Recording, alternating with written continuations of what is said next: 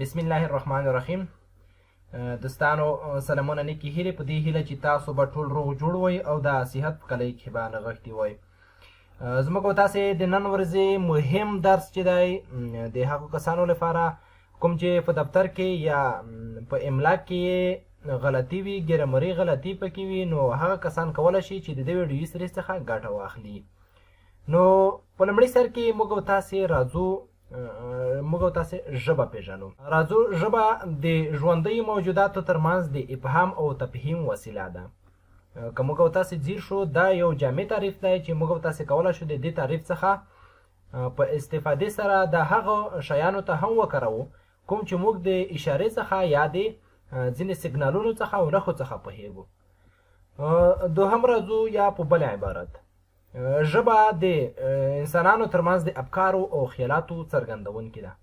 که موږ او تاسې دې تعریف ته ځیر شو، تر ټولو دقیق او څرګندونکی تعریف د ژبې لپاره چې ځینو پوهانو نظریې هم پرې ورکړي دي، هغه همدا تعریف دی چې موږ او تاسې ګورو چې د انسانانو ترمنځ د افکارو او خیالاتو څرګندونکې ده.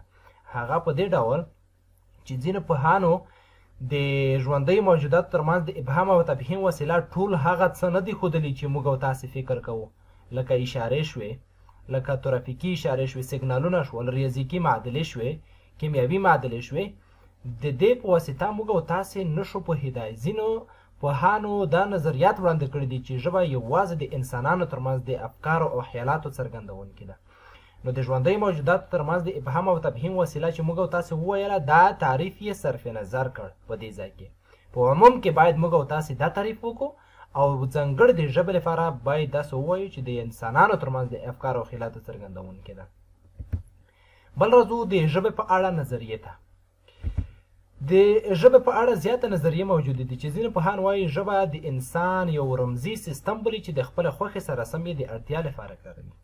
که موږ او تاسې دې تعریف ته ځیر شو، نو ژبه چې دا یو داسې سیستم دی د انسانانو لپاره، رمزي سیستم دی. رمزي په دې خاطر چې یو رمز دی، یو راز دی، په دې خاطر چې موږ او تاسې په اذهانو کې، په ذهنونو کې یو داسې راز لرو چې موږ او تاسې د هغې په واسطه د خپل خوښې افکار او خیالات څرګندولی شو.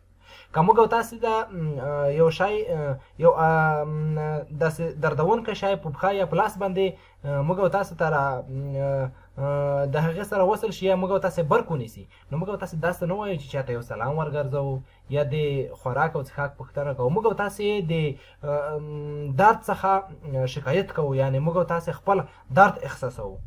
نو دې ته وایي چې د خپل ژبې د یو ورځني سیستم دی چې د خپلې خوښې سره سمې د اړتیا لپاره کوي. که موږ او تاسې وږي وو، نو موږ او تاسې خو داسې نه وایو چې زه مریض یم، یوازې د ډوډۍ لپاره وایو چې وږي یو. دا د خپلې خوښې یو رمزي سیستم دی.